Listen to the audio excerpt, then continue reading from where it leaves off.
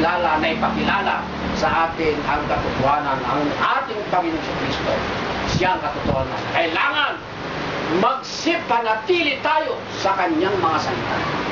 Sapagkat ang kanyang salita, mga kapatid, ay buhay na walang hanggan. Hindi ako nagsalita sa ng aking sarili.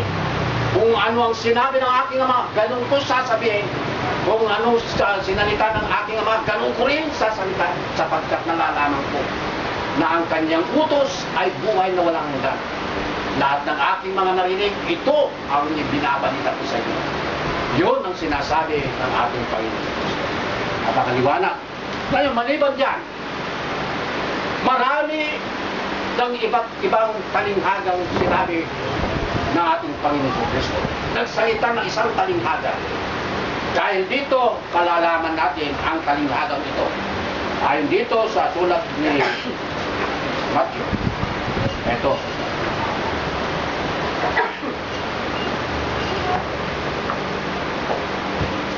Matthew 16.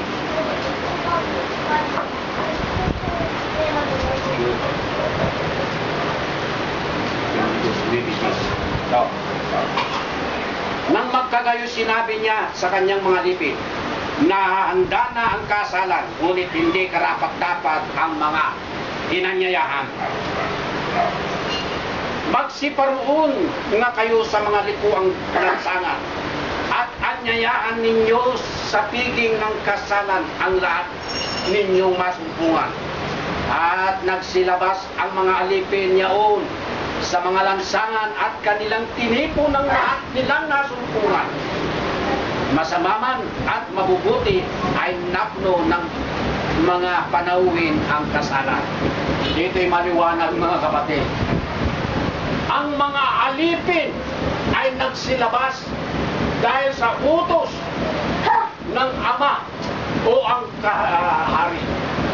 Dahil sa mga pinaghandaan ng bigin ng kasalan, hindi nila ipinahalaga. Kaya iniutos na magsiyaw kayo. Magsiparong kayo sa likuang lansangan. Anong sinabi niya? Likuang lansangan. At anyayahan ninyo ang lahat ng inyong masumpungan. Inanyayahan nilang lahat. Masama, mabuti at napuno. Ang mga panauhin ang kasalan. Mga kapatid, upang matupad yung salitang sapagkat marami ang tinawag, ngunit dadapwa kakunti ang mahihirap. Di sa makatwid, sa piging ng kasalan na puno. Mga kapatid, lahat ba sila ay tinirang? Mga kapatid, ngayon, bakit sa dinami-dami ng mga inanyayaan at nangatawag sa na nakakaalam ng katotohanan, bakit kakunti ang nahirap? Nandudol na silang lahat, kapuno na ang bahay ng kasalan. Alam naman nilang lahat. Ang tanong, mga kapatid, bakit kukunti ang hinirap? Sa anong mga bagay o kadahilanan at bakit hindi sila nahirap? Bakit? Sa dinami-dami nakarinig na anyayahan, tinawag, sa anong kadahilanan at hindi sila nahirap? Narito, mga kapatid, ayon dito sa Matthew 13, ganito ang maliwanag na paliwanag ng Biblia na hindi sila nahirap. 13:19. Ito, mga kapatid. Kung ang sino man ay ito, pakinggan nga ninyo ang talinghaga tungkol sa mga asin.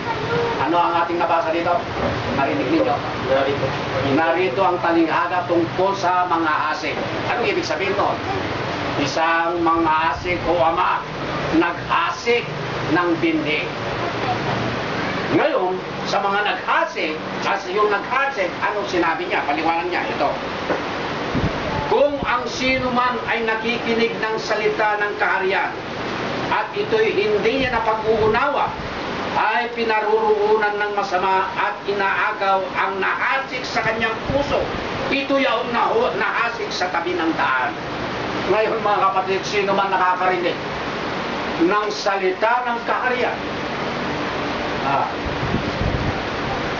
Salita ng kaharian. At ito hindi niya napag-uunawa. At bakit hindi niya napag-uunawa? Dahil kung minsan tayo na nakikinig sa mga salita ng Diyos, salita ni Kristo, salita ng mga apostol, mga kapatid, na ipinapaliwanag ng mga katulad naming mga ministro. Ngunit hindi natin pinapahalaga. Anong gagawin? Anong mangyayari? Ang tao na nakikinig ng salita ng kaharian at ito ay hindi napag-uunawa. E paano niya mapag-uunawa? Ang kanyang puso at dilaman ng kanyang isip wala roon sa kanyang marinig. Kaya pumaparoon ang masama. Paruroonan ka ng masama at aagawin sa iyo ang nahasik sa iyong puso. Ngayon ito, anong sinabi niya rito? Ito, yaong nahasik sa tabi ng daan. Tandaan ninyo mga kapatid, nahasik na hindi naman niya pinahalagaan. Hindi niya napag-uunawa. Inaagaw ng masama. Ano pa? Ano pang iba? Pang iba, mga kapatid. 16. Marcos 4:6. Ito. At gayon din naman itong mga nahasik sa katuhan, na pagkarinig nila ang salita, pagdakay nagsisitangga na may gala. Mayroon din mga nahasik sa mga batuhan. Tinanggap nila na may gala. Ang dali nilang natanggap na may gala. Ano ang nangyari, mga kapatid? At hindi nangaugat sa kanilang sarili. Hindi nagkaroon ng matibay na ugat sa kanilang sarili. Yaong kanilang narinig na salita. Anong nangyari? Sa dawagan. Ito ang iba yaong naghasik sa dawagan. Kundi, at hindi nangaugat sa kanilang sarili, kundi sandaling tumagal. Kaya't pagkaroon ng kapighatian o ng mga pag-uusig dahil sa salita, pagdakay ng atisod sila. Darating ngayon yung kahirapan, kapighatian o ang pag-uusig. Yung salitang kanilang narinig. Anong nangyari? Dahil sa salitang kanilang narinig, ito, pagdakay ng atisod sila. Alam mo, pagkatao, may naghihirap na siya, wala nang halaga yung kanyang narinig. Lalo kung inuusig siya, kung inuusig tayo sa mabuting gawa, mapalad tayo, sapagkat tayo nagtitiis sa kasalanan. Ito'y nakalulugod sa Diyos na hindi naman natin ginawa. Inuusig ka. Katulad nito nangyari. Kung tayo ang mananalo, sabi ng kalaban, may pakukulong ko lahat ang mga yan. Hindi ba pag-uusig yun? Pag-uusig. Kung tayo mananalo, lahat ng yan ay mapa sa atin. Ay natatakot ng iba. Kaya sila, anong nangyari? Mga titisod sila. Kaya maraming natisod. Lalo na kung darating ang kahirapan.